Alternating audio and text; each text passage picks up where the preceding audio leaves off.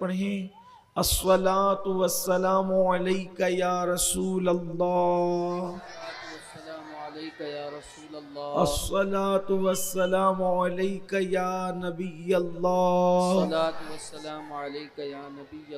अस्सलातु वस्सलामु अलैका या हबीब अल्लाह, व अला आलिका व अस्हाबिका या नूर अल्लाह, सल्लल्लाहु तआला अलैहि वसल्लम। वो सुवे लालाजार फिरते हैं, तेरे दिन ए बहार फिरते हैं, जो तेरे दर से यार फिरते हैं, दर बदर यूं ही ख्वार फिरते हैं। उस गली का गदा हूँ मैं जिसमें मांगते ताजदार फिरते हैं। और जान है जान क्या नजर आए, क्यों अदू गिरदे गार फिरते हैं। फूल क्या देखो मेरी आंखों में, दश्ते तैयबा के खार फिरते हैं। और कोई क्यों पूछे तेरी बात रजा, तुझसे कितने हजार फिरते हैं। आज अकायद व अमाल की इस्लाह के लिए हमारी ये महफिल इनेकात पजीर है। मेरे सामने अल्लाह की अता से नौजवानों का एक जम्मे गफीर है, और हर इंसान ये चाहता है कि उसकी ज़िंदगी पुरसुकून हो, उसको तरक्की मिले, वो कामयाब हो, ज़िंदगी में कभी भी वो नाकाम ना हो, ज़िंदगी में कभी भी वो परेशान ना हो, ज़िंदगी में कभी भी वो मुश्किलात का शिकार ना हो। इंसान उरूज चाहता है, इंसान सुकून चाहता है, इंसान खुशियाँ चाहता है, इंसान तरक्की चाहता है, और उसके लिए इंसान बहुत मेहनत करता है। कौन इंसान है जो खुश नहीं रहना चाहता? कौन इंसान है जो तरक्की नहीं चाहता? कौन इंसान है जो कामयाबी नहीं चाहता? आज मैं आपको कामयाबी, खुशी, तरक्की और राहत और सदा ऐश और आराम के लिए एक ही नुस्खा बताऊंगा। अगर आप हमेशा की तरक्की, उरूज, कामयाबी और कामरानी चाहते हैं तो याद रखें, दुनिया के कामयाब लोगों की जिंदगी को आप देखें, और अगर आप नाकामी से बचना चाहते हैं तो दुनिया के नाकाम लोगों को आप देखें। पूरी दुनिया में कामयाबी क्यों है और पूरी दुनिया में नाकामी क्यों है? तो जिस वजह से नाकामी है उससे बचो, और जिससे कामयाबी है वो काम करो, तो आप हमेशा कामयाब रहेंगे। आप दुनिया के वो लोगों को देखें जो हमेशा खुश रहे, वो क्यों खुश रहे मालूम कीजिए, और आप फिर हमेशा खुश रह सकते हैं। जो हमेशा ऐशो आराम में रहे उनको देखो कि उनको आराम और ऐश क्यों मिला, आप उसी को देखें। नाकाम होने वालों को देखें कि नाकामी के पीछे राज क्या है। तो आपको बताऊं, जब से दुनिया बनी है उस दिन से लेकर के आज तक, और इंशाअल्लाह आज से लेकर क़यामत तक, खुशियों का, कामयाबियों का, तरक्कियों का, राहतों का, आराइशों का, आसाइशों का सबसे बड़ा राज ये है कि जिसने किसी की दुआ ली, अल्लाह ने दुआ की बरकत से इंसान को नेमतें अता की, और जिसने किसी से बद्दुआ ली, बद्दुआ की वजह से खुशियां गमों में तब्दील हो गई, बहारें रूठ करके खिजा में तब्दील हो गई, कामयाबियां नाकामियों में तब्दील हो गई। आइए आज हम इसी पे गुफ्तगू करते हैं ताकि मेरी कौम के जवान कामयाब होना सीख जाएं। आप सोचेंगे आप कामयाबी को सिर्फ एक दुआ पर डिपेंड कर रहे हैं। मैं कहता हूं वल्लाह हजारों साल की मेहनतें इंसान को उस मुकाम पर नहीं पहुंचाती जहां किसी साहिबे दिल की दुआ पहुंचाती है। और अल्लाह अकबर, इंसान की गफलतें जितना इंसान को नाकाम नहीं करती, उससे ज्यादा किसी की बद्दुआ इंसान को नाकाम करती है। आइए, चूंकि कोई तमीदी बहुत लंबी चौड़ी गुफ्तगू नहीं करना चाहता, वक्त के अंदर जो गुंजाइश है, मुख्तसर गुफ्तगू करके अपनी बात तमाम करता हूं 4-5 प्रोग्रामात में अब तक जो आप सुनते आए हैं, मुझे ऐसा लगता है कि शायद आज की गुफ्तगू जो है आपके बहुत ज्यादा काम की होगी अगर आप उसको ज़हन में रख लें। तो दुआ लेना सीखो, इसलिए कि दुआ उस मुकाम पर पहुंचाती है जहां हजारों साल की मेहनतें, हजारों साल तो इंसान जिंदा भी नहीं रहता, लेकिन याद रखना दुआ वहां पहुंचाती है, दुआ वहां लेकर के जाती है जहां इंसान का, अल्लाह अकबर, उसकी मेहनतें उसको लेकर के नहीं जाती। और याद रखिएगा, एक होता है दुआ करवाना और एक होता है दुआ लेना। मैं दुआ करवाने की बात नहीं कर रहा हूं, मैं दुआ लेने की बात कर रहा हूं। बहुत तवज्जो से सुनना, आपकी जिंदगी की कामयाबी का इन्हिसार होगा और आपकी नाकामी से बचने का बेहतरीन ज़ाब्ता आपको मिलेगा। अगर मेरी माएं और बहनें भी मौजूद हैं, मैं उनकी भी तवज्जो चाहता हूं। एक होता है किसी के लिए बद्दुआ करवा देना, एक होता है बद्दुआ लेना, एक होता है दुआ करवाना, एक होता है दुआ लेना। देखो दुआ करवाना क्या है, मिसाल के तौर पर आप किसी आलिम से मिले, आपने उससे कहा दुआ कर दो, आलिम ने दुआ कर दी, ये दुआ कबूल होगी रद्द होगी इसके बारे में कोई गारंटी नहीं। आप किसी इमाम से मिले, उससे कहा दुआ कर दो, उसने दुआ कर दी, कबूल होगी रद्द होगी इसकी कोई गारंटी नहीं। इसी तरह किसी वली से मिले, आपने उसको कहा दुआ कर दो, कबूल होगी रद्द होगी इसकी कोई गारंटी नहीं। ये दुआ आप करवा रहे हैं, लेकिन एक होता है दुआ लेना। ये जो दुआ लेने वाला सिस्टम है, ये दुआ कभी रद्द नहीं होती। मतलब आप किसी के साथ ऐसा काम कर जाएं, आप किसी की ऐसी खिदमत कर जाएं कि आप उसकी खिदमत की वजह से, आप उसको खुश करने की वजह से उसको आप कुछ बोले नहीं, उसके दिल से निकल जाए कि जा अल्लाह तेरा ये काम कर दे। इसको कहते हैं दुआ लेना। मिसाल के तौर पर देखिए, मैं आपको बताता हूं दुआ लेना कैसे होता था और दुआ जिसको मिल जाती है फिर उसकी तरक्की कैसे होती है। जरा ध्यान से सुने। आजकल के नौजवान लड़कों को अगर कोई बूढ़ा मिल जाए, कोई दाढ़ी वाला मिल जाए, कोई आलिम मिल जाए, कोई कुर्ते पाजामे वाला मिल जाए, कोई टोपी वाला मिल जाए, तो लड़के उसका मजाक उड़ाते हैं। आपको यही नजर आएगा। सूट बूट पे कोई मिलेगा, अगर वो फटीचर भी होगा, भीख मंगा, तो भी उससे मरऊब होंगे, और इस्लामी लिबास में कोई होगा तो उसका मजाक उड़ाएंगे। यानी सोचे मुसलमानों की सोच क्या हो गई है, मुसलमानों की फिक्र क्या हो गई है। दाढ़ी वालों से नफरत है, टोपी वालों से नफरत है, अमामे वालों से नफरत है, मजहबी होलिये वालों से नफरत है, और फिर उसके बाद सूट बूट वालों से मरऊब है। इसका मतलब यह है कि तुम्हारी फिक्र को जवाल आया है। मुसलमानों के जवाल की सबसे बड़ी वजह उनके अफकार का जवाल है। कौमों को जवाल यूं नहीं आता जब तक के कौमों के अफकार को जवाल नहीं आता। इकबाल कहते हैं कुव्वते फिक्र अमल पहले फना होती है, फिर किसी कौम की शौकत को जवाल आता है।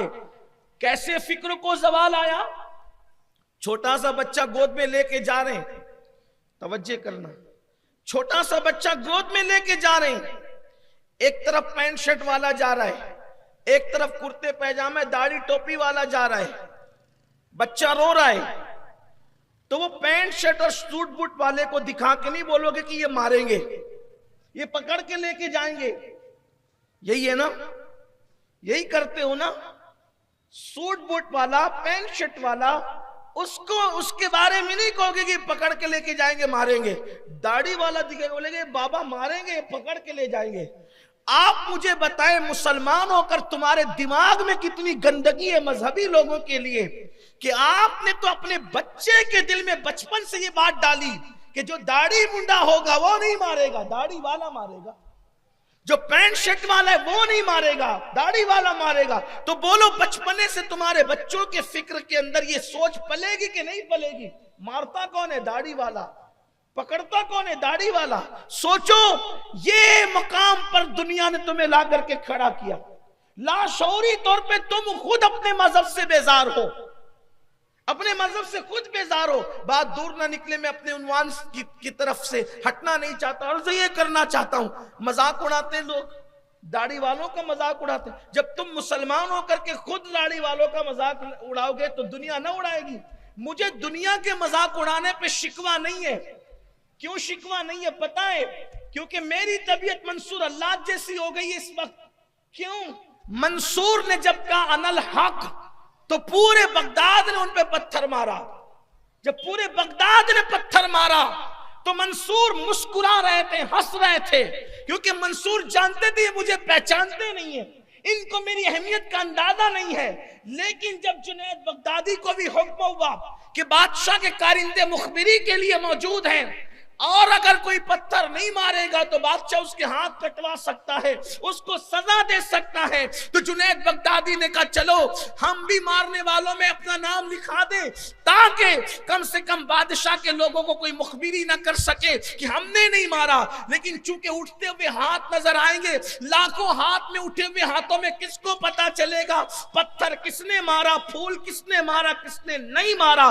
सबके पत्थर मंसूर को लगते हैं, मंसूर हंसते हैं। जुनैद बगदादी ने पत्थर नहीं मारा बल्कि फूल लिया और फूल फेंक करके मंसूर की तरफ मारा, तो मंसूर ने चिल्लाया आ। जुनैद ने कहा सबके पत्थर पर तुझे तकलीफ नहीं, मेरे फूल पे तुझे तकलीफ है। तो मंसूर ने कहा था ये मुझे जानते नहीं है इन्हें मारे, तो इसका शिकवा क्या है?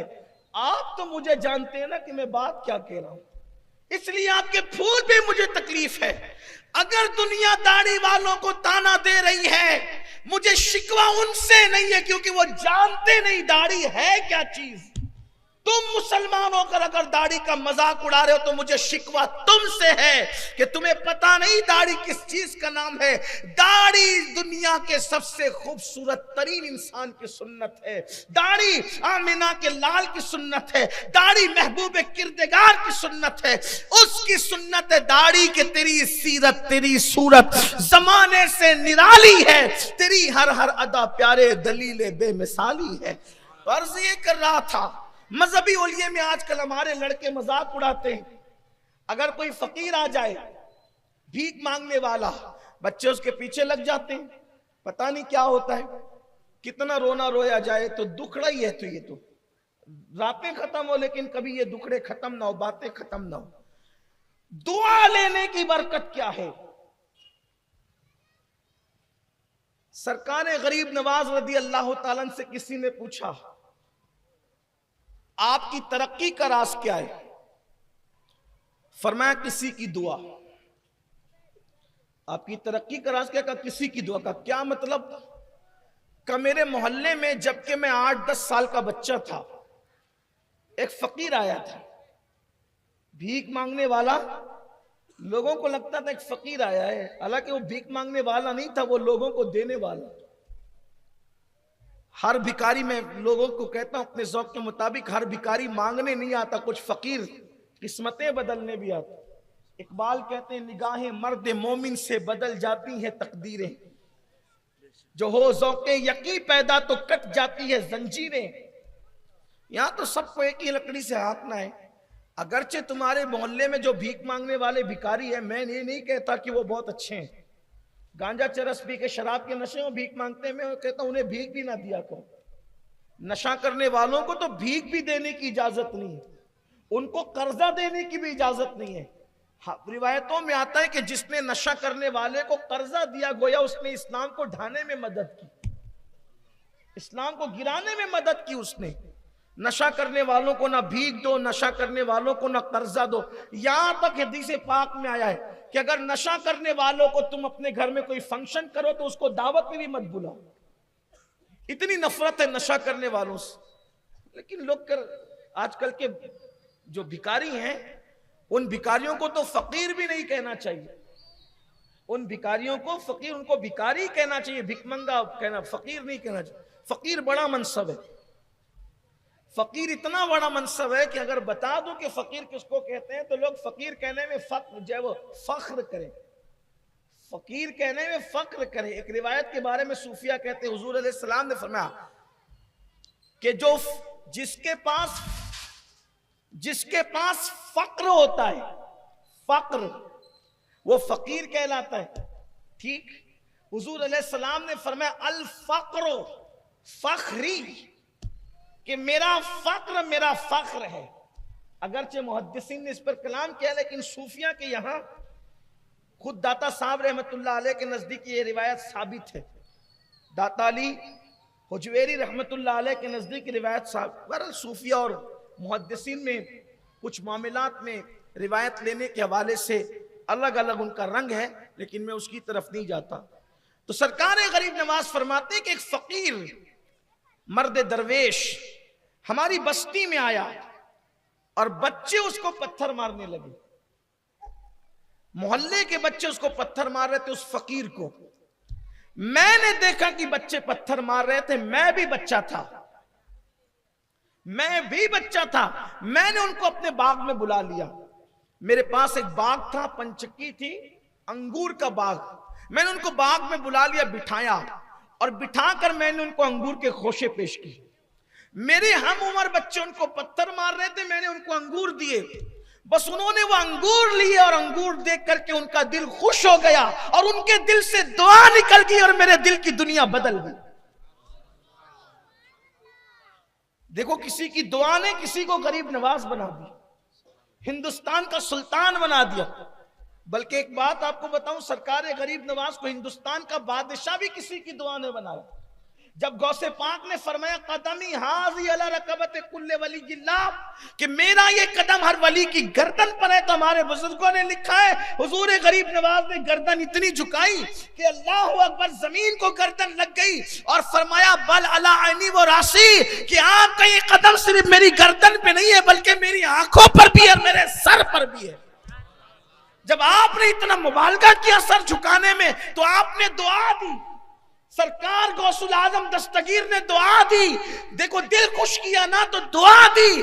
अल्लाह गयासुद्दीन के बेटे ने गर्दन झुकाने में सबकत की है। मौला, मैंने इसको हिंदुस्तान की बादशाहत क़यामत तक के लिए अता कर दी। देखिए आप, ये दुआएं हैं, दुआएं कहां कहां ले जा रही। अभी मैंने वो फिक्रा पढ़ा गौस पाक का, कदमी हाजी अला रकबत कुल्ले वलील्लाह, इसमें भी किसी की दुआ है। अब आप आगे बढ़ते जाएं, देखो यही कहते हैं दुआ लेना सीखो, दुआ करवाना नहीं। ये मिल मिल के कहते हो दुआ में याद रखना, दुआ में। अरे ये दुआ में याद रखना छोड़ो, वो दुआ में अल्लाह को याद रखे कि तुझे याद रखे, वो दुआ में याद रखना ठीक है। वो दुआ करेगा तो अल्लाह को याद रखेगा कि तुझे याद रखे। काम ऐसे करो कि दिल से दुआएं निकले, वो दुआ असल है, उस दुआ की तासीर है। बहुएं सासों की दुआएं लें, औलाद माँ बाप की दुआएं लें, इसी तरीके से पड़ोसी की दुआएं लेना सीखो। दर्जनों साल की मेहनत उस मंजिल पे नहीं पहुंचाएगी जहां दुआएं पहुंचाएगी।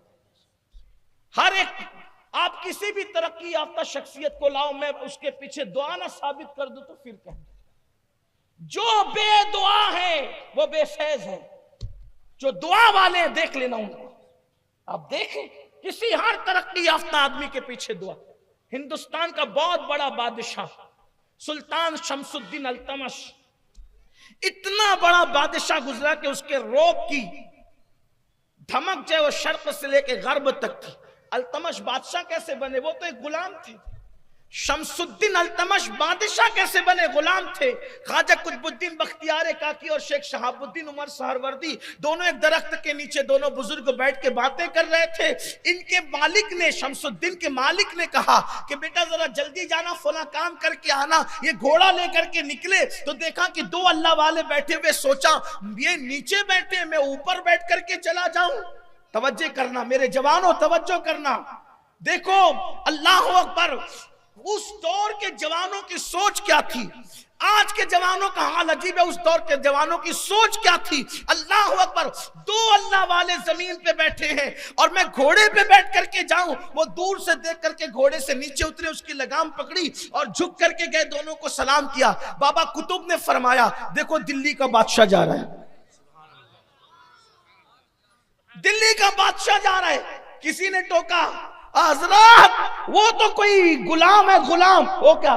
फरमाया फकीर की जुबान से निकल गया, जिसने हमारा अदब किया अल्लाह से दुआ, अल्लाह इसको दिल्ली का बादशाह बना। गुलाम दिल्ली का बादशाह बना किसी की दुआ से। देखो ये दुआ है, तरक्की में दुआ। मैंने अभी पढ़ा ना गौसपाक का फिक्र, कदमी हाज़ी अला रकबत कुल्ले वलील्लाह, इसके पीछे भी बैकग्राउंड दुआ का है। हुजूर गौसे पाक की जवानी की शुरुआत थी, बगदाद के मदरसा निजामिया में जेर तालीम थे। आप फरमाते हैं, देखिए यहां से आपको दुआ और बद्दुआ का मामला समझ में आएगा किसी की बद्दुआ मत लेना, हो सके तो जानवर की भी बद्दुआ मत लेना, किसी की बद्दुआ न लेना। आजकल के ये नौजवान लड़के जवानी के नशे में कुछ लड़कियों से दोस्ती करते हैं, अफेयर के नाम पे, मोहब्बत के नाम पे, फिर उनके जिस्मों से खेलते हैं, फिर उनकी आबरू से खेलते हैं, उनके साथ शादी के वादे करते हैं, फिर उन्हें छोड़ देते हैं यूज करके। ऐसे जैसे भौरा किसी फूल का रस चूस करके दोबारा उसकी तरफ रुख नहीं करता, तितलियां किसी फूल से खिलवाड़ करके उसके हुस्न से उस तरफ रुख नहीं करती। जवानी में तो कर दिया, लेकिन उनके दिलों से जो बद्दुआएं निकलती है ना, फिर वो तुम्हें कहीं का नहीं रखती। उसको जिंदगी की खुशियां कभी नहीं मिल सकती जिसके पीछे किसी की हक बद्दुआ। बद्दुआ अगर हक है तो आप कभी सुकून की सांस न ले सकेंगे। ये सालन में नमक ज्यादा होने पर, ये मैके से लेट आने पर, छोटी छोटी बातों पर जो औरतों को तलाक देते हो ना, गुरूर और घमंड में, जब वो करवटें बदलती है तलाक के बाद, उसकी हर करवट तुम्हारे लिए बद्दुआ बन जाती है। मैंने बेकसूर औरतों को तलाक देने वालों को घर घर भीख मांगते देखा है। इसी मालेगांव के अंदर घर घर भीख मांग। लोग जवानी के नशे में कुछ भी करते हैं, लेकिन अल्लाह को जुल्म पसंद नहीं है। हदीस से पाक में आता है, अल्लाह के रसूल अलैहिस्सलाम फरमाते हैं, अगर कोई सींग वाली बकरी बगैर सींग वाली बकरी पे जुल्म करेगी, अल्लाह उसको भी जुल्म का बदला देगा। एक पहाड़ दूसरे पहाड़ पे जुल्म करेगा, अल्लाह उस पहाड़ को पिघाल देगा। अल्लाह को जुल्म पसंद नहीं है। क्यों? ये कायनात सजाई अल्लाह ने, कायनात बनाई अल्लाह ने। कायनात में आप किसी पे भी जुल्म करते हो, अजियत अल्लाह को होती है, क्योंकि अल्लाह की मखलूक है। अल्लाह की मखलूक है, तुम किसी पे भी जुल्म करोगे अजियत अल्लाह को पहुंचती है। अल्लाह जुल्म को पसंद नहीं करता, ना वो जुल्म करता है और ना वो जुल्म को पसंद करता है, ना वो जालिमों को पसंद करता। हुजूर गौस पाक मदरसे में थे, मदरसे में जब आप पढ़ रहे थे तो आप खुद फरमाते हैं, एक बुजुर्ग आए हुए थे बगदाद में, उनका बड़ा चर्चा था, लोग उनको कुतुब साहब कहते थे, कुतुब साहब कहते थे। मेरे दिल में ख्याल है कि चल करके उनसे दुआएं लेनी चाहिए। देखो, दुआएं करवानी नहीं चाहिए, क्या करना चाहिए? दुआएं लेना चाहिए, दुआएं लेना चाहिए उनसे चल के। मैंने अपने दो दोस्तों को कहा कि चलो चल कर, वो बुजुर्ग आए कुतुब साहब, वो हवा में उड़ते थे, हवा में मसल्ला बिछाकर नमाज पढ़ते थे, बड़ा चर्चा था उनका। कहा चलो चल करके उनसे दुआएं लेते। तो दो दोस्त तो साथ हो गए। एक दोस्तों ने कहा रास्ते में चलते चलते कि मैं उनसे ऐसा सवाल करूंगा कि वो मेरे सवाल का जवाब नहीं दे पाएंगे। दूसरे ने कहा मैं भी कुछ पूछ लूंगा। गौसे पाक रदी अल्लाह ताला, जिनको हम शेख अब्दुल कादिर जिलानी, जिनका नाम है और हम गौसे पाक कहते हैं, हमारे बड़े पीर साहब, वलियों के सरदार, वलियों के सुल्तान। कायनात विलायत में ऐसा वली नहीं गुजरा, कायनात विलायत में ऐसा वली न पुश्ते जमीन ने देखा, न चश्मे फलक ने देखा, जो मकाम अल्लाह ने गौसे पाक शेख अब्दुल कादिर जिलानी को अता फरमाया। जब दोनों दोस्तों ने, एक ने कह दिया कि ऐसे पूछूंगा कि वो जवाब नहीं दे पाएंगे, दूसरे ने कहा हम भी कुछ पूछ लेंगे। गौस पाक कहते हैं अपनी हैसियत क्या है? देखो देखो, तरक्की पाने वालों की फिक्र, उनकी सोच, अपनी हैसियत क्या है कि हम उनसे कुछ पूछें, उनका इम्तिहान लें। हम तो दुआ लेंगे। इम्तिहान लेने वालों, तुम इम्तिहान लेना, हम तो दुआ लेंगे। पता चला अल्लाह वालों का इम्तिहान न लिया करो, उनसे दुआ लिया। जो इम्तिहान लेगा वो तबाह होगा। आज भी कुछ लोग बड़े बेबाक हैं, वलियों का वो इम्तिहान लेते हैं। कुछ तो इतने बदजबान है कि तौहीन करते हैं, गुस्ताखियां करते हैं। फिर कुदरत की लाठी देखो, तबाही बर्बादी उनका मुकद्दर होती है। उनके पास सब हो सकता है, सुकून नहीं हो सकती, खुशी नहीं हो सकती। पहुंचे जब उनके पास, वो वाकई कुतुब थे। तीनों पहुंचे, तीनों। जब तीनों पहुंचे तो उस कुतुब साहब ने कहा, उससे मुखातिब होकर, जिसने कहा था ऐसे पूछूंगा कि जवाब नहीं दे पाएंगे, बड़ा घमंड था उसको इल्म पर, उसके इल्म पर उसको बड़ा घमंड था। वो अल्लाह वाले के पास ऐसा सवाल करने जा कि वो जवाब न दे सके। गौस पाक फरमाते हैं कि वो कुतुब साहब ने कहा, अच्छा तुम मुझसे ऐसा सवाल करने निकले थे कि मैं तुम्हें जवाब ना दे सकूं? सुन, तेरा सवाल भी जानता हूं और उसका जवाब भी जानता हूं। सवाल करने से पहले कहा कि तूने रास्ते में ये कहा ना कैसे सवाल पूछूंगा कि जवाब ना दे सके। मैं तेरा सवाल भी, तू ये सवाल करना चाहता, ये तेरा, उसके पूछने से पहले का ये तेरा सवाल है और ये उसका जवाब है। सवाल भी बता दिया, जवाब भी अब तो वो कांपने लगा कि मामला तो दूसरा हो गया था। फिर फरमाया, सुन, तूने मेरी बेअदबी की, नाकदरी की, तेरे लिए बद्दुआ है कि जब तू मरेगा तो काफिर होके मरेगा। दी बद्दुआ, बद्दुआ दी, मरेगा तो काफिर होके मरेगा। दूसरे का तू भी पूछना चाहता था ना, ये तेरा सवाल, ये तेरा भी जवाब, लेकिन तू उससे कम बेअदब है तू, तो तेरे लिए बद्दुआ ये है कि तू मरेगा तो दुनियादार होकर के मरेगा।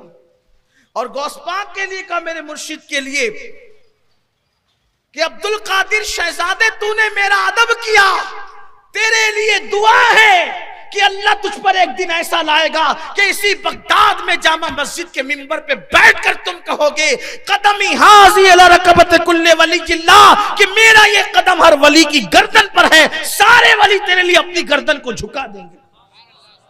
दुआ दी, दुआ दी। अब क्या हुआ सुनिए, तीनों आलिम बने, तीनों आलिम बने। दुआ पाने वाला भी आलिम बना, बद्दुआ लेने वाला भी आलिम बना। बद्दुआ जिसको लगी लगी, बद्दुआ तो सबको लगती है अगर वो हक है तो। किसी साहिबे दिल का दिल नहीं तोड़ना। मैं आपको ये वसीयत करता हूं, वसीयत के काबिल नहीं, वसीयत करता हूं, वसीयत समझो, नसीहत समझो, इसको जिंदगी की आखिरी सांस तक के गांठ बांध लो, पल्लो बांध लो, अपने दिल के निया खाने में जगा दो। करोड़ों का नुकसान बर्दाश्त करना मगर किसी की बद्दुआ नहीं लेना। बड़े से बड़ा नुकसान उठा लेना, किसी की बद्दुआ नहीं लेना। जिंदगी में दुआ लेना सीखो, बद्दुआ कभी मत लेना, इसलिए कि बद्दुआएं विलायत के मकाम से भी नीचे गिरा देती है। अगर किसी को बद्दुआ लग जाए तो उसकी विलायत भी छीन ली जाती है, और अगर किसी को दुआ लग जाए तो वो मैखाने से निकल के, शराब खाने से निकलकर जो है वो मकाम विलायत पर फाइज हो जाता है। शराबियों को दुआ ने वली बना दिया, वलियों को बद्दुआओं ने जो है वो नीचे गिरा दिया। ईमान भी खतरे में पड़ गया। इसलिए जिंदगी में कभी किसी की बद्दुआ, ना बीवी की बद्दुआ, ना पड़ोसी की बद्दुआ, ना मुसलमान की बद्दुआ, ना काफिर की बद्दुआ, बद्दुआ से डरते रहो। हाँ, लेकिन बद्दुआ कब असर नहीं करती पता है? जब बद्दुआ देने वाला गलत हो, फिर उसकी बद्दुआ का कोई असर नहीं होता। आप हक पर हैं, फिर बद्दुआ असर नहीं करेगी, लेकिन आपकी गलती है, बद्दुआ आपको तबाह कर देगी। कभी बद्दुआ नहीं लेना, किसी की बद्दुआ नहीं लेना। अल्लाह अकबर। अर्ज कर रहा था, तीनों आलिम बन गए। अब सुनिए हाल, जब तीनों आलिम बने तो तीनों का बड़ा मकाम हुआ। जिसको बद्दुआ दी थी कि तू काफिर होके मरेगा, वो इतना बड़ा आलिम बना, इतना बड़ा मुनाजिर बना, मुनाजिर आजम, मुनाजिर बना वक्त का बड़ा। और जब मुनाजिर बना तो वो ईसाइयों से, उस दौर में ईसाइयों से मुनाजरे होते थे। सारे बड़े बड़े पादरियों को उसने जेर कर दिया मुनाजरे में। हुकूमत को नाज था, बगदाद की हुकूमत को, कि मदरसा निजामिया से फारिग होने वाला फुला इतना बड़ा मुनाजिर है, तो उसको रोम तक भेजा गया। रोम की सरजमीन पर उसको मुसलमानों की तरफ से मुनासिर बना के भेजा गया, ताकि इस्लाम की हक्कानियत को बयान करे। अल्लाह की पनाह चाहते हैं अल्लाह वालों का दिल दुखाने से, अल्लाह की पनाह चाहते बद्दुआओं से, अल्लाह की पनाह चाहते ज़वाले नेमत से, अल्लाह की पनाह चाहते ज़वाले ईमान से। मुनाजिर बनकर मुनाजरे कर रहा था इस्लाम की हक्कानियत पर, हत्ता के रोम की सरजमीन तक गया। जब रोम की सरजमीन तक गया, एक ईसाई पादरी से मुनाजरा करने के लिए हुकूमत ने भेजा, वक्त के बादशाह ने भेजा। वहां पादरी से मुनाजरा करने क्या गया, उसकी लड़की पे दिल आ गया, उसकी लड़की पे दिल आ गया, और उस पादरी से कहने लगा कि हम इससे निकाह करना चाहते हैं। तो पादरी ने कहा, अब उसको तो मौका मिल गया। पादरी ने कहा, अगर इससे निकाह करना है तो तुम्हें ईसाई बनना पड़ेगा। वो ईसाई बन गया, ईसाई बन गया, यानी मुर्तद हो गया, काफिर हो गया, और उसी हालत में वो मरा। तो वो बुजुर्ग की बद्दुआ ने असर किया कि नहीं किया? फिर दूसरा, वो भी आलिम बने, वो इतने बड़े आलिम बने कि बादशाह के वजीर बन गए। आलिम होकर दुनियादार हो गए ना, वजीर बने तो उसी दुनियादारी में उनका इंतकाल हुआ। देखो दोनों पर असर किया, और मेरे मुर्शिद गौस पाक पर दुआ ने कैसा असर किया। एक वक्त आया कि आपने फरमाया कि मेरा ये कदम और वली की गर्दन पे सब वलियों ने गर्दन झुका दी। इस पर कभी गुफ्तगू की कि गर्दन झुकाने का मामला क्या था, तो ये दुआ का असर। उसके बाद आप फिर देखें, हिंदुस्तान में एक बुजुर्ग हैं, हिंदुस्तान में एक बुजुर्ग है जिनकी उम्र तकरीबन 700 साल से ज्यादा हुई। हिंदुस्तान में एक बुजुर्ग है जिनकी उम्र कितनी हुई? 700 से ज्यादा, 700 साल से ज्यादा। उनका मजार भटिंडा में है, भटिंडा पंजाब में। मैंने 2 बार हाजिरी दी है। भटिंडा पंजाब में उनका मजार है, और उनका नाम है बाबा रतन हिंदी। उम्र 700 साल की क्यों हुई? किसी की दुआ ली। दुआ क्या ली? वो थे बड़े ताजिर हिंदुस्तान के। ध्यान देना, देखो दुआ कहां पहुंचाता। हिंदुस्तान के बहुत बड़े ताजिर थे बाबा रतन हिंदी। वो तिजारत के लिए मुल्क अरब गए, और जब मुल्क अरब गए तो वो जंगल से गुजर रहे थे। जंगल से गुजरते हुए उन्होंने एक नन्हा सा मासूम शहजादा देखा, एक नन्हा सा मासूम शहजादा देखा। और वो नन्हा सा मासूम शहजादा अपने हाथ में आसा लेकर बकरियों को चरा रहा था, और बारिश हो चुकी थी, और नाला बीच में था। अब वो नाला जो बीच में था, तो वो नन्हे से मासूम से शहजादे ने पूरा जंगल जिसके हुस्न से चमक रहा था, वो नन्हा सा मासूम चेहरा इतना खूबसूरत था, ऐसा लगता था जैसे चांद जमीन पे उतर आया हो, जैसे सूरज जमीन पे उतर आया हो।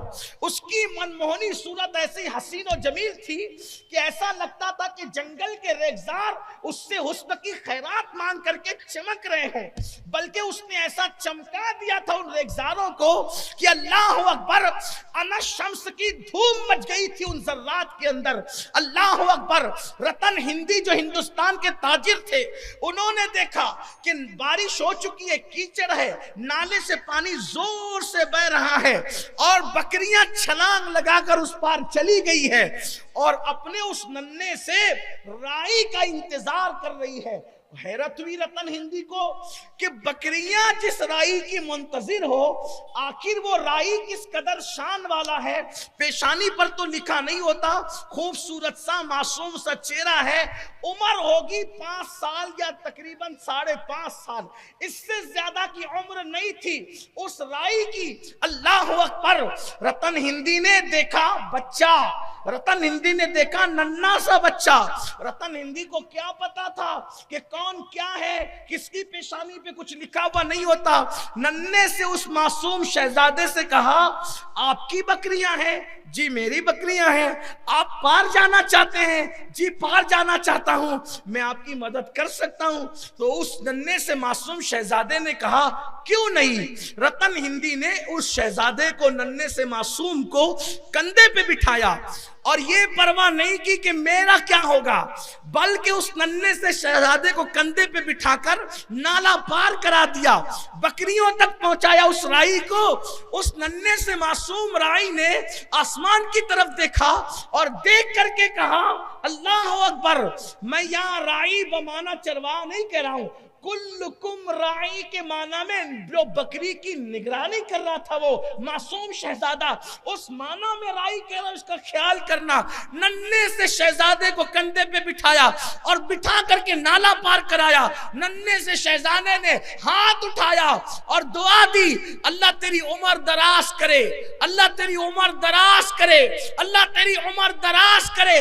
7 मरतबा उसने दुआ दी। वो 7 मरतबा दुआ की बरकत थी कि अल्लाह ने रतन हिंदी को 700 साल की उम्र अता की। अब आप ये मुझसे पूछना तो चाहेंगे कि आखिर वो नन्हा मासूम कौन था जिसकी दुआ में इतनी तासीर थी कि 7 बार कहने पे 700 साल की उम्र बढ़ गई। तो वो नन्हा मासूम कोई और नहीं था, वही आमिना का लाल अब्दुल्ला का लखते जिगर, हम जिस नबी का कलमा पढ़ते हैं, मुस्तफा जान रहमत की जात, हुजूर सैयदुल आलमीन की जात थी। हालांकि हुजूर का बचपना था। अब बात आ गई है हजरत रतन हिंदी की, तो कोई मुनाजरे, मुजादले और मुबाहले का उन्वान खोले बगैर सिर्फ अपने बुजुर्गों की तहकीक पर एतमाद करते हुए बहसियत मुहक्किक नहीं बल्कि बहसियत हुजूर की मदमिदात की अहमियत से ये बात पढ़ दूं कि जब हुजूर अलैहिस्सलाम, अब बचपना हुजूर का था, रतन हिंदी ने पहचाना नहीं कि कौन है। फिर जब चांद के टुकड़े हुए तो हिंदुस्तान के अंदर ये गोगा हुआ कि किसी ने चांद के टुकड़े किए, वो अल्लाह का नबी है। उस वक्त तो हुजूर अलैहिस्सलाम हिजरत करके मदीने मुनव्वरा है, तब दोबारा रतन हिंदी फिर गए, पता चला कि एक नबी है जो मदीने मुनव्वरा हिजरत करके गए हैं और उन्होंने चांद के टुकड़े किए हैं, उन्होंने सूरज को पलटाया है। तो रतन हिंदी वहां पर जाकर के बैठे हुजूर का चेहरा देखा, लेकिन वो बचपने की मासूम सूरत, ये आलमे शबाब पहचान न सके रतन हिंदी। हुजूर अलैहिस्सलाम के पास बैठे और पूछा कि आपका नाम मोहम्मद है, इब्न अब्दुल्लाह है, आपने नबूवत का ऐलान किया है? फरमाया हाँ। तो कहा कि आप ने जो नबूवत का ऐलान किया उसकी दलील मौजज़ात तो दिखे हैं, लेकिन कोई और मौजज़ा बता दे। मुस्कुरा के फरमाया, इससे पहले के सफर में आए थे, एक नन्हे से मासूम को नाला पार कराया था, उसने 7 मरतबा आपको दुआ दी थी। कहा हाँ हाँ, वो हसीन चेहरे वाला बच्चा अब तक मेरी निगाहों में फिरता है। कहा वो कोई और नहीं था, वो वही मोहम्मद हूं। उस वक्त तो दुआ दी थी, इस वक्त तो 7 खजूरें हाथ में दे दी। उस वक्त तो दुआ, देखो उस वक्त भी 7 बार दुआ दी थी, इस वक्त तो 7 खजूरें दी। फिर अल्लाह तबारक व ताला ने हुजूर की दुआ से, तो देखो ये दुआ ने, हालांकि 700 साल की उम्र किसकी होती है, लेकिन किसी की दुआ ने उम्र बढ़ाई कि नहीं बढ़ाई। आइए अब इख्तिताम को पहुंचते हुए 2 बातें कर लेते हैं और बात खत्म करते हैं। दुआ, दुआ वो दिलाती है कभी कभी जो मुकद्दर में नहीं होता। बहुत खास बात सुन ले आप, दुआ वो चीजें आपको दिला देती अल्लाह से जो मुकद्दर में नहीं होता। आप कहेंगे ऐसा क्योंकि हाँ, हुजूर अलैहिस्सलाम की हदीस है कि दुआएं तकदीर बदल देती, दुआओं से तकदीर बदल जाती, दुआओं से, इसीलिए दुआ लेते रहो। और कमजोरों की, मुफलिसों की, मफलूकुल हाल लोगों की, गिरे पड़े लोगों की, मजलूमों की दुआ लो, और माँ बाप की तो खास लो, इसलिए कि दुआ और बद्दुआ के मामले में इससे बड़ा मकाम, अंबिया की दुआ के बाद सबसे बड़ा मकाम अगर किसी की दुआ कहे तो माँ बाप की दुआ।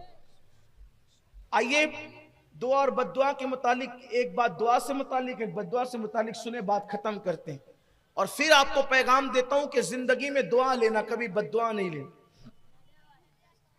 बैठ जाओ बेटा, ये बच्चा चुप रहो, दुरूद शरीफ पढ़ लो सब लोग मिलकर, आप भी पढ़ो दुरूद शरीफ, दुरूद शरीफ पढ़ो भाई, सब मिल के दुरूद शरीफ। अल्लाहुम्मा सल्लि अला सय्यदिना व मौलाना मुहम्मदिन मअदिनिल जूदि वल करम व आलिहि व अस्हाबी व बारिक वसल्लिम सलातु व सलामन अलैका या रसूल अल्लाह। बच्चों, प्यारे बच्चों, आराम से सुनो, खामोशी से सुनो, बहुत अच्छी बात तुम्हारे लिए भी है, तुम्हारे लिए बेटा ये सब दुआ लेना सीखो। मैं दुआ देता हूँ अल्लाह सबको कौम का रहनुमा बनाए, तुम सबको तरक्की दे, अल्लाह बुराइयों से तुम्हें बचाए, बेहयाइयों से बचाए, अल्लाह कौम के लिए अजीम सरमाया बनाए तुम सब लोग। एक दिन अल्लाह ने सुलेमान अलैहिस्सलाम से कहा, सुलेमान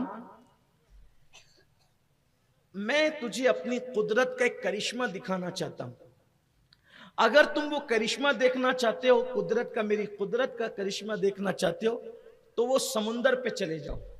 अब सुलेमान अलैहिस्सलाम का एक तख्त था जो हवा उड़ा लेकर जाती थी, और आप सुबह से शाम तक के इतना फासला तय करते थे हवाओं के दोष पर, उस तख्त को लेकर 1 महीने की मुसाफत का फासला तय करते। आप गए, जब आप तशरीफ ले गए समुंदर पर तो आपने समुंदर देखा, सुलेमान अलैहिस्सलाम, समुंदर नजर आया तो कहा अल्लाह तो कह रहा कि मेरी कुदरत का करिश्मा देख लो, यहां तो समुंदर ही दिखता है। तो आपके फौज में जिन्नात भी होते थे, आपकी फौज में जिन्नात भी होते थे, तो आपने जिन्नात से कहा कि भाई जरा अंदर गोता लगा के देख तो क्या चीज है। उसने गोता लगाया, वो बाहर आया, कुछ नजर नहीं आया उसको। उससे बड़े जिन्नात से कहा कि तुम देखो, उसने गोता लगाया, उसको भी कुछ समझ में नहीं आया। फिर आपके जो वजीर थे हजरत आसिफ बिन बरखिया, उनसे कहा कि आसिफ जरा तुम देखो क्या है। तो हजरत आसिफ बिन बरखिया अंदर गए, गोता लगा के समुंदर की तह में तो आपको एक गुंबद नुमा कुब्बा नजर आया, तो आप उसको उठा करके अपने हाथ पर लाए और सामने रखा। समुंदर से वो कुब्बा जब निकाल कर लाए तो उस पर पानी का एक कतरा भी मौजूद नहीं था, और वो बिल्कुल दूध की तरह पत्थर से ऐसा लगता था बना हुआ, चमकदार रोशन एक कुब्बा था गुंबद नुमा। और उसके 4 दरवाजे थे और चारों दरवाजे खुले हुए थे। एक दरवाजा याकूत का था, एक मोतियों का था, जबरजद का था, एक सोने का था। 4 दरवाजे थे, चारों खुले हुए थे। पानी के कतरे का भी असर उस पर नहीं था। सबको देख के बड़ा ताज्जुब हुआ। और वो बहुत बड़ा कुब्बा था, छोटा मोटा कोई कुब्बा नहीं था, वो बड़ा कुब्बा था। हजरत सुलेमान अलैहिस्सलाम ने जब 4 दरवाजों को अलग अलग देखा, इतना बड़ा कुब्बा देखा, उस पे पानी का कोई असर नहीं देखा, आप उसमें दाखिल हो गए। तो दाखिल होने के बाद आपने क्या देखा कि एक नौजवान है और वो उसमें नमाज पढ़ रहा है, एक जवान उसमें नमाज पढ़ा है। पहले तो वो कुब्बा निकला समुंदर के अंदर से, तय में से, और खुले हुए दरवाजे, लेकिन अंदर कोई पानी नहीं, ऊपर कोई पानी का असर नहीं, और बंदा एक नमाज पढ़ रहा है अंदर। आपने सलाम किया तो उसने अपनी नमाज मुकम्मल की, और नमाज मुकम्मल करने के बाद उसने सलाम का जवाब दिया। हजरत सुलेमान अलैहिस्सलाम ने उससे पूछा, तू कौन है और यहां कैसे आया? तो कहा कि हजरत, मेरे बूढ़े माँ बाप थे, मैंने अपनी माँ और अपने बाप दोनों की 70 साल तक खिदमत की। मैंने उन 70 सालों में कोई दूसरा काम किया ही नहीं, सिर्फ माँ बाप की खिदमत की। मेरी माँ ने मरते मरते जब 70 साल बीते खिदमत को, तो मेरी माँ ने मरते मरते दुआ की कि अल्लाह इसकी उम्र खूब लंबी कर दे, इसकी उम्र को लंबी कर दे, उम्र दराज कर दे इसकी। माँ तो ये दुआ देकर गई। फिर बाप की खिदमत की तो बाप ने दुआ की, अल्लाह मेरे बेटे को इबादत का बड़ा शौक है, तो इसको ऐसी जगह इबादत का मकाम दे जहां शैतान का गुजर ना हो, शैतान इसको तकलीफ ना पहुंचाए, ऐसे मकाम पे इसको पहुंचा दे। माँ का इंतकाल हो गया, बाप का भी इंतकाल हो गया। एक दिन मैं सैर के लिए आया, इसी समुंदर में सैर के लिए आया, तो मुझे यही कुब्बा नजर आया। जब मुझे ये कुब्बा नजर आया तो इसके दरवाजे मुझे खुले हुए नजर आए। जब दरवाजे खुले हुए नजर आए तो मैं इस कुब्बे में दाखिल हो गया, और जब कुब्बे में दाखिल हुआ तो फिर मैं यहां आ गया जो आप कह रहे हैं। मैं समुंदर की, ये कुब्बा फिर समुंदर की तय में चला गया। आपने फरमाया खाते कहां से हो? कहा हुजूर सुलेमान अलैहिस्सलाम से। क्या हुजूर? एक परिंदा रोजाना आता है और वो इंसान के सर की तरह जर्द रंग की, इंसान का सर जितना बड़ा उतना बड़ा जर्द रंग की कोई चीज लाता है, और मैं उसको जब खाता हूं तो दुनिया में जितनी नेमतें हैं सबकी लज्जतों की आका असर मुझे उसमें महसूस होता है, और मुझे कोई पाखाने की, पेशाब की हाजत नहीं होती, न मुझे नींद आती है, न सुस्ती आती है, कुछ भी मुझे नहीं होता। 24 घंटे में एक बार वो परिंदा आता है, समुंदर की तय में मुझे पहुंचा जाता है, और मैं इबादत कर रहा हूं आराम से। न मुझे पानी का कोई असर है, न मुझे कोई तकलीफ है, मैं अपनी धुन में लगा हुआ हूं। हजरत सुलेमान अलैहिस्सलाम ने पूछा, किस दौर के हो तुम, यहां कब से हो? कहा हुजूर कब से हो मुझे ये तो याद नहीं, लेकिन मैंने इब्राहिम अलैहिस्सलाम का जमाना पाया है, मैं इब्राहिम अलैहिस्सलाम के दौर से हूं। हजरत सुलेमान अलैहिस्सलाम ने अंदाजा करके बताया, इसका मतलब 2000 साल से तुम इसके अंदर, 2000 साल से इस शान से अंदर है, और समुंदर की तय में है, समुंदर की तय में है, पानी का कोई नुकसान नहीं, दुनिया से बेगानगी है, इबादत में मसरूफ है, शैतान की कोई बहकावा कोई नहीं, कुछ नहीं, कोई मामला नहीं। 2000 साल से इस आराम की जिंदगी किसने दी? माँ की दुआ से उम्र लंबी हो गई, बाप की दुआ ने शैतान से बचा के इस मकाम पर पहुंचाया। हजरत सुलेमान अलैहिस्सलाम ने कहा, हम ये चाहते हैं कि आप हमारे साथ रहो, और आपको इख्तियार देते हैं, वो अगर अपनी जगह वापस जाना चाहते हो तो चले जाओ, या तो हमारे साथ रहो या तो अपनी वापस जगह पे वापस चले जाओ। कहा हुजूर अपनी जगह पे बहुत आराम पाता हूं, मुझे वापस भेज दीजिए। तो हजरत सुलेमान अलैहिस्सलाम ने आसिफ बिन बरखिया से फरमाया, इसको वहीं पर पहुंचा दो। आप गए और जाकर के समुंदर की तय में वो कुब्बा रख दिया। आप अंदाजा फरमाएं, ये दुआओं का असर है। और जो आखिरी बात करनी है, बद्दुआ क्या है? बड़े बड़ों को ऊपर से नीचे लाने वाली बद्दुआ है। बद्दुआ बड़ी खतर। जुल्म मत करो, बद्दुआ मत लो किसी की। बुजुर्गों ने बयान किया, अपनी किताबों में लिखा, एक बुढ़िया थी और वो बुढ़िया की एक झोपड़ी थी, उसने झोपड़ी में रहती थी। आजकल हम देख रहे हैं अपने मालेगांव शहर में भी मालदार लोग गरीबों को दबाते हैं, ताकतवर लोग गरीबों को दबाते हैं, बिलखुसूस थोड़े से जिनको अल्लाह ताकत और कुव्वत देता है कमजोरों को दबाते हैं। लेकिन मैं लोगों से ये कहता हूं कि कमजोरों को दबाने में कोई कमाल नहीं है, कमजोरों को उठाना कमाल। उठाने वाले बनो, गिराने वाले मत बनो। याद रखना, गिरा के कभी सुकून नहीं मिलता, हमेशा सुकून उठा के मिलता। किसी को दुख देकर कभी सुकून नहीं मिलता, हमेशा सुख देकर सुकून मिलता है। बुढ़िया थी, उसकी छोटी सी झोपड़ी थी। एक बादशाह को ख्याल आया कि मैंने कोई महल बनाना है अपना। महल के लिए अपने नौकरों से कहा, सिपाह से कहा, मेरा महल बनाना चाहता हूं नया। जमीन देखो। जमीन देखने वहां क्या मामला था, कोई खरीदी बिक्री तो करनी नहीं थी, पूरी सल्तनत बादशाह की थी। उन्होंने एक जगह का इंतखाब किया, जगह मुंतखब हो गई, महल की संगे बुनियाद रख दी गई, महल की तामीर भी शुरू हो गई, महल बन भी गया। महल बन गया जंगल में, तो जंगल में तो मंगल ही हो गया। जब महल बन गया तो किसी चापलूस ने, क्योंकि लोग कहते हैं ना शाह से ज्यादा शाह के नौकर जो डेढ़ होशियार होते हैं, तो ऐसा ही होता है। चमचे बड़ा खराबा करते हैं, चमचे इर्द गिर्द के लोग बड़ा खराबा करते हैं। अल्लाह की अमान मांगिए। पहली बात तो चमचे रखिए ही मत। मालदारों के इर्द गिर्द तो हो ही जाते हैं, मालदारों के इर्द गिर्द हो जाएंगे, ताकतवरों के इर्द गिर्द हो जाएंगे, अहले इल्म के इर्द गिर्द हो जाएंगे। जरूरत नहीं है, जरूरत नहीं है। इसलिए कि कुदरत ने हाथ दिया, हाथ का इस्तेमाल कीजिए। दुनिया से अगर चमचे खत्म हो जाए तो दुनिया से झगड़े खत्म हो।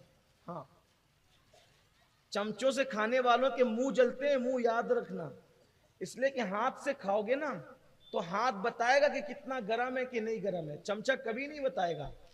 चमचे ने तो बताना ही नहीं, कि उसका काम ही नहीं। वो तो चमचा रहता कुछ है, बताता कुछ। चमचे की तारीफ ही है। इसलिए आप घर में हो तो भी चमचे मत पालो। कुछ सास लोग ऐसी होती है जो कुछ बहुओं को चम्मच बनाकर रखती है, उनकी भी जरूरत नहीं, हंसने की बात नहीं। कुछ लीडरान ऐसे होते हैं जो लोगों को चमचे बना के रखते हैं, कुछ अहले इल्म ऐसे होते हैं जो कुछ लोगों को चमचे बना के रखते हैं। इनकी जरूरत नहीं है, समाज को जरूरत नहीं। चमचा कभी नहीं बताएगा कि खाना गर्म है, आप मुंह में डालेंगे तो आपका मुंह जल ही जाना है। हाथ बताएगा। अब हाथ क्यों बताएगा? क्योंकि हाथ आपके जिस्म का एक हिस्सा है और उसको आपसे हमदर्दी है। चमचे को आपसे क्या हमदर्दी है? ना वो आपके जिस्म का हिस्सा है, ना वो आपके वजूद का हिस्सा है। वो तो बना किसी और फैक्ट्री में, आप बने कहीं और है। बहरहाल अब मैं चमचे पर ही बात करूं तो भी कुछ चमचों को भी बुरा लगेगा ना, तो छोड़ दीजिए, बात तवील ना हो। तो बादशाह के किसी चमचे ने कहा, बादशाह आपका महल तो बड़ा खूबसूरत है, लेकिन ये बाजू में ये बुढ़िया की झोपड़ी जरा अच्छी नहीं लगती, ये झोपड़ी अच्छी नहीं लगती। बादशाह ने कहा कोई बात नहीं। अब बादशाह के लिए क्या था झोपड़ी हटाना। बादशाह जो ठहरा, बादशाह ने कहा बुढ़िया को बुलाओ। बुढ़िया को बुलाया। कभी ये झोपड़ी की जो तुम्हारी जगह छोटी सी झोपड़ी है, इसको खाली कर दो, इसकी जगह जहां तुम चाहोगे हम तुम्हें जमीन दे देंगे, वहां झोपड़ी बना लेना। यहां मखमल में टाट का पेवन लग रही है आपकी झोपड़ी, हटाओ यहां से। बुढ़िया ने कहा बादशाह मेरी जिंदगी के जवानी से लेकर अब तक का वक्त मैंने गुजार दिया इस झोपड़ी में, मेरा दिल लगा है, मैं बूढ़ी हो गई हूं, बहुत दिन में जी नहीं सकती, मैं बहुत दिन नहीं रहूंगी, थोड़े दिन बर्दाश्त कर लो। अब मैंने खरीदा ही जगह, मैंने किसी जगह पे कब्जा नहीं किया है, मेरा हक है इस जमीन पे, इसलिए थोड़ा बर्दाश्त कर लीजिए, मैं मर जाऊंगी फिर सब आप ही का होगा, मैं ये जगह छोड़ के नहीं जाऊंगा। बादशाह ने कहा कोई बात नहीं, चलो जाओ ठीक है। अब वो तो चली गई। उसके चमचों ने फिर वर्गलाया कि ये अच्छी नहीं लगती, ये काम करो, भैया बुढ़िया कर क्या लेगी। याद रखना, हर जुल्म करने वाला ये सोचता है कि ये कर क्या लेगा, वो कुछ नहीं करेगा, वो कमजोर है, वो कुछ नहीं करेगा, लेकिन उसका जो रब है वो बहुत ताकत वाला है, ये मत भूलना कभी। जुल्म करने वालों को ये कभी मत नहीं भूलना चाहिए कि इंसान कमजोर है, मगर उसका रब, उसका खुदा बहुत ताकत वाला है, वो बहुत कुव्वत वाला है, वो बहुत गैरत वाला है। बुढ़िया के मुतालिक चमचों ने कहा वो कर क्या लेगी? बादशाह बहकाए में कहा तोड़ो उसकी झोपड़ी। उसकी झोपड़ी तोड़ दी। बुढ़िया भीख मांगने गई थी, जब वापस आई तो देखा कि झोपड़ी नहीं है। सोचा कि मैं कहीं गलत, बूढ़ी थी, गलत जगह तो नहीं आ गई, लेकिन फिर कहा कि अरे इसी के महल के साए में तो मेरी झोपड़ी थी। तोड़ दी इन लोगों ने। खुदा का करना, झोपड़ी का टूटना था कि बरसात शुरू हो गई। बरसात हुई, ऐसी ठिठरी वो बुढ़िया, और रात पूरी उसने सर्दी, कड़ाके की सर्दी में गुजारी। और उस सर्दी के बाद उसको आया गुस्सा, और गुस्सा आया, वो कर क्या सकती थी? दिल से फरियाद निकली, आसमान की तरफ निगाह उठी, मौला मैं यहां से गई थी, तू कहां था? उसके मजलूम के, अल्लाह के रसूल अलैहिस्सलाम फरमाते हैं मजलूम की दुआ और अल्लाह रब्बुल इज्जत की इजाबत में कोई पर्दा नहीं होता। इधर मजलूम के मुंह से दुआ और बद्दुआ निकलती है, और उधर इजाबत इलाही से टकरा जाती है। अल्लाह अकबर। क्या हुआ? क्या हुआ? कि मैं नहीं थी, तू तो था, और मैं कमजोर हूं, मगर तू कमजोर नहीं है। मैं किसी इंसान से नहीं, बल्कि मैं तुझसे इंसाफ चाहती हूं। बस इतना कहना था, तुझसे इंसाफ चाहती हूं। एक जलजला आया और बादशाह समेत पूरा महल जमीन के अंदर धंस गया। ये बद्दुआ का नतीजा, ये बद्दुआ का नतीजा है। और एक गुफ्तगू, एक आखिरी बात सुन ले बद्दुआ के हवाले से, ताकि तुम किसी की आजकल के नौजवान लड़के थोड़ी सी जिम विम कर ले, ताकत हो जाए, कोई बाइक से टकरा जाए, खुद टकराया पड़ाक से मारेगा, खुद टकराया बोलेगा दिखता नहीं है। जवानी के नशे में किसी पे जुल्म नहीं करना। तमाचा मारने वाला तमाचे मार करके भूल जाता है, तमाचा खाने वाला मजलूम कभी नहीं भूलता। जुल्म करने वाला जुल्म करके सो जाता है, मजलूम जुल्म सह के कभी नहीं सोता। उसके दिल की बद्दुआएं, उसके दिल की सांसें बद्दुआ बन के निकलती है। एक मर्तबा का वाकया था, ईद का दिन था, ईद का दिन, ईद के दिन दुगाना पढ़ के शौहर घर आया, बीवी को साथ लेकर दस्तरखान लेकर के बैठा। तवज्जो करना, दस्तरखान लेकर के बैठा। उतने में बाहर से आवाज आई, ईद का दिन है, कोई फकीर को खिलाने वाला। जैसे ही सदा आई, आवाज आई, ईद का दिन था। उसने कहा यार क्या लोग हैं, ईद के दिन भी चले आते हैं भीख मांगने के लिए। और अपने नौकरों से कहा इसको धक्के मार के भगाओ, ये जो आया है। कुरान कहता है अगर कोई आपके पास भीख मांगने आए, उसको भीख नहीं दे सकते हो ना, अच्छी बात कह के उसको टाल दो। कोई भीख मांगने है ना, आप उसको ये कहो भाई बाबा माफ करो, जाओ, नहीं दे सकते। अच्छी गुफ्तगू, बल्कि अच्छी गुफ्तगू कह के टाल देना ये सदका देने से भी बेहतर है। आपने उसको इज्जत से रुखसत किया ना, माफ कर दो बाबा, नहीं दे सकते, आप हमारे पास नहीं है, माजरत चाहते हैं, अच्छे अल्फाज कहो, सदका देने से बेहतर। और आपने सदका दे के उसका दिल दुखाया तो आपका सदका देना कोई काम नहीं। अच्छे अल्फाज से टाल। कुछ लोगों को देखते हैं, कहते अरे इतना हट्टा कट्टा है, भीख मांग रहा है, कमाता नहीं, चल भाग यहां से। आप ऐसा न करें। अगर आपको तलकीन ही करना है कमाने की, मैं भी करता हूं। पहली बात तो तंदुरुस्त लोगों को भीख मत दिया करो, मत दो भीख। बल्कि कुछ लोगों ने तो हमारे शहर में धंधा बना लिया है। छोटे छोटे बाप जो वो कौड़ियां खेल रहा है, बाप ताश के पत्ते खेल रहा है, शराब पी के पड़ा रहता है, जुआ खेलता है, ऐश करता है, छोटे छोटे बच्चों को भीख मांगने पे लगा देते हैं। छोटे बच्चों को भी भीख मत दो, और मुसलमानों के बच्चों को तो खास तौर पे मत दो, मत दो उन्हें भीख। बिगाड़ रहे हो तो उन्हें भीख देकर। कुछ लोग कहते हैं कि इनको क्या हो गया, ये तो अब भीख भी देने से मना कर। मैं कहा कि मैं तो ये कहता हूं जरूरतमंदों को दो, इनको क्यों बिगाड़ते हो? अरे ये कौम का छोटा सा बच्चा आज मांग रहा है, ये कल कमा के कब खाएगा? इसको भीख मांग के खाने की आदत पड़ जाएगी, कमा के कब खाएगा? छोटी छोटी बच्चियां आज भीख मांग रही, देखते देखते जवान हो जाएगी, उसकी आबरू लूट ली जाएगी। यही तो होता है। ये सिस्टम खत्म करो शहर से। और वो रिकामे जो वो ऐश करते हैं बच्चों की भीख पर, उनको कैफर किरदार तक पहुंचाओ, लेकिन आपका उसलूब अच्छा हो, तरीका अच्छा हो। कोई हट्टा कट्टा भीखेगा, भाई ये काम नहीं, तू काम से लग, तू काम कर। बल्कि आप अगर कर सकते हो तो ये भी करेगी, तू क्या हुनर जानता है मुझे बता, मैं तुझे करके देता हूं। उसको काम दाम करके दो, कुछ दिला के दो, ठेला लगा के दो, जो भी आप कर सकते हो करके दो। गुफ्तगू अच्छी करो, दिल मत तोड़ो उसका, मांगने वाले का भी दिल मत तोड़ो, अच्छे से बोलो, अच्छे से रुखसत करो। पहली बात तो आपसे ये कहता हूं, जो गांठ बांधने के लिए कहे ना, जबान इतनी मीठी कर लो कि बात कोई सुने तो कहे यार ऐसा लगता है जैसे किसी ने जबान में शहद घोल दिया है, शहद घोल दिया है जबान के अंदर किसी। ये चीज होती है, ये कैफियत होती है, ये मामलात होते हैं। ऐसे मोमिन की जबान बड़ी, हदीस पाक में आता है ना कि अच्छी गुफ्तगू करो, अच्छी गुफ्तगू सदके के मुतरादिफ है। बल्कि कुरान भी कहता है वक़ूलू कौलन सदीदा, लोगों से अच्छी गुफ्तगू करो, मीठी गुफ्तगू करो, दिल तोड़ने वाली गुफ्तगू मत करो, दिल जोड़ने वाली गुफ्तगू करो। तो उसने कहा इसको धक्के दे के निकालो बाहर, धक्के दे के निकालो। और उसको धक्का जी, अब नौकरों को तो हुक्म था, नौकर ने जो धक्का दिया वो गिर पड़ा।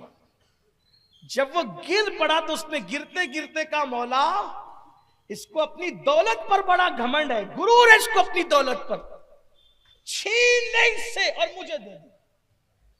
क्या कहा? छीन ले इससे और मुझे दे। बद्दुआ दी उसने, मजलूम था वो तो चला गया, खुदा जाने फिर कहां गया। दिन गुजरते गए, इसका धंधा ठप होता गया, रिवर्स गियर लगा इसको। आप अपनी जबान में कहते हो ना रिवर्स गियर, रिवर्स गियर।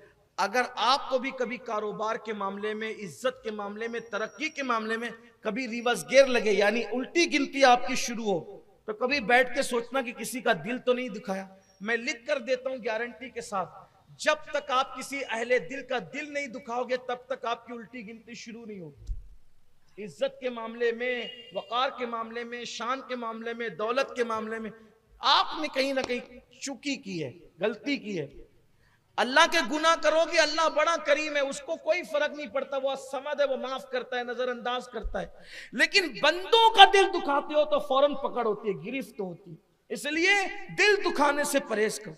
मुझसे एक मर्तबा इंटरव्यू में किसी ने पूछा था, एक जुमले में बताएं कि वली किसे कहते हैं।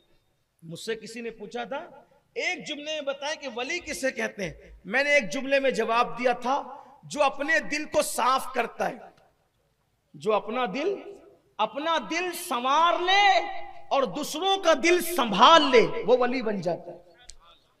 जो खुद का दिल संवार ले और दूसरों का दिल संभाल ले, वो वली बन जाता है। बस दिलों का मामला है विलायत का। विलायत का ताल्लुक दिलों का है। जब तुम अपना दिल संवार कर दूसरों का दिल संभाल लेते हो तो फिर तुम्हारे दिल का कनेक्शन खुदा से जुड़ जाता है, और खुदा से जुड़ने ही को विलायत कहते हैं। वरना तहज्जुद भी वली नहीं बनाती, मुसल्लों पर खड़े रहना भी वली नहीं बनाता, तस्बीहां जपना भी वली नहीं बनाती, हकों की सदाएं भी वली नहीं बनाती, इल्लल्लाह के नगमे भी वली नहीं बनाते। उस वक्त तक जब तक के दिल ना संवर जाए और लोगों का दिल ना संभालो। हजरत आरिफ रूमी मौलाना रूम कहते हैं कि अल्लाह के तरफ का रास्ता, अल्लाह की राह का, अल्लाह के घर की तरफ, वो तो घर और जमान मकान से पाक है, लेकिन उसकी तरफ, खुदा की तरफ जो रास्ता जाता है वो बंदों के दिल से होकर के जाता है। जो बंदों का दिल नहीं संभाल सकता वो कभी अल्लाह तक नहीं पहुंच सकता। बंदों का दिल खुश करो, अल्लाह तक पहुंच जाओगे।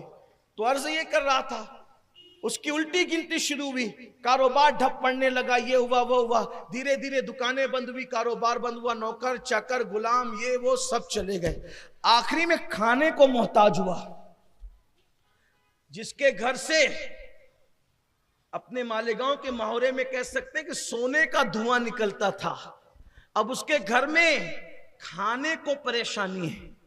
उसकी बीवी ने कहा मैं आपके साथ इस मुसीबत और मुश्किल में नहीं रह सकती, आप तो मुझे खिला भी नहीं सकते, मकान भी आपका बिक गया, मकान भी आपका बिक गया, मैं कह रहूंगी मेरी इज्जत पे हर्फ आएगा, आप मुझे तलाक दे दें। उसने तलाक दे दी, वो अपने मैके चली गई। ये चंद ही महीनों में पूरा खेल हो गया, एक बद्दुआ की वजह। कभी कभी बद्दुआ का असर बरसों बाद होता है, लेकिन होता जरूर। बद्दुआ कभी नहीं छोड़ेगी, जैसे बद्दुआ पीछे लगी रहती है आदमी की। एक शख्स बीमार पड़ा, बहुत तावीज किया, बहुत दाबाबा किया, बहुत डॉक्टर वगैरह किया। वो उसने मुझसे, मेरे कुछ अहबाब हमारे हाफिज मकसूद साहब से कहलवाया कि जरा सैयद साहब को कहो कि इस्तिखारा कर दें। तो मैंने उन्हीं के सामने इस्तिखारा किया। तो मैंने पूछा तो पता चला न इसको कोई बीमारी है, न सहर है, न जादू है, न नजर बद है। इसने किसी गरीब को मारा था, उसी की बद्दुआ से इसको बीमारी लगी। देखिए, मैंने उनको बताया भी, उन्होंने देखा भी, हाफिज साहब ने अपनी आंख से देखा। ये हालात, मैं आपको डराने के लिए नहीं कह रहा हूं, ये हकायक है। चंद महीनों के अंदर उसका मकान बिका, नौकर चाकर गुलाम ये वो सब तबाह बर्बाद, बीवी भी खूबसूरत गई। अब ये बंदा मांगने लगा भीख। तवज्जो, ये जो सेठ साहब थे वो भीख मांगने लग गए अब। और जब भीख मांगने लगे, क्या हुआ पता है? फिर ईद आई। वो ईद आई, उसी दरवाजे पर एक फकीर आया और कहता है आज ईद का दिन है, कोई कुछ खिला सकता है? उसी मकान में, जो मकान कल तक उस किसी और का था, आज किसी और का है। उसी मकान में दोनों मियां बीवी बैठकर दस्तरखान सजा रहे थे खाना खाने के लिए ईद के दिन। जैसे आवाज आई, है कोई फकीर को खिलाने वाला? उस मकान के मालिक ने कहा, बीबी उठो और पहले उसको खिलाओ, बाद में हम खाएंगे।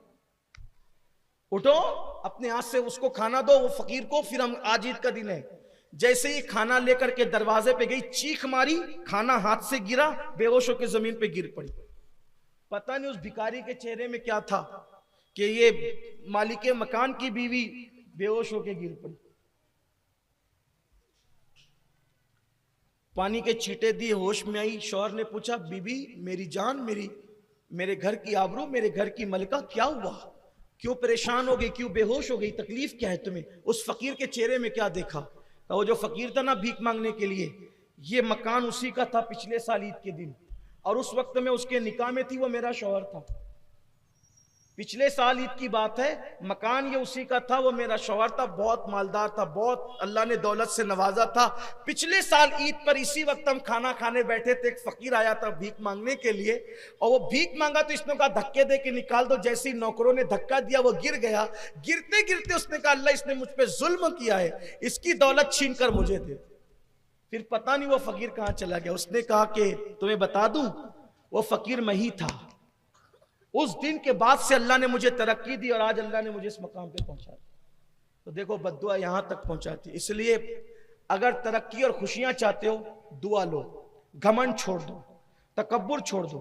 ताकत दी अल्लाह ने, कुव्वत दी, दौलत दी, इज्जत दी, शोहरत दी, इंसान बन के रहो। इंसान, फिरौन मत बनो, नमरूद मत बनो, घमंड मत करो, शैतान मत बनो। शैतान को उसके तकब्बुर ने बिगाड़ा। इंसान बनो।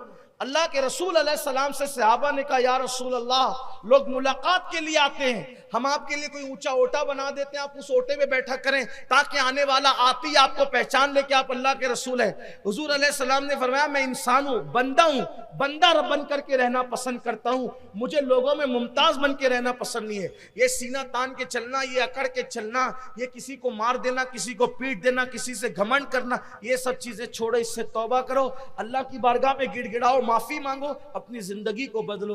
अल्लाह हम सब के हाल पे रहम फरमाए। गुफ्तगू के दरमियान कोई गलती हो तो अल्लाह माफ फरमाए।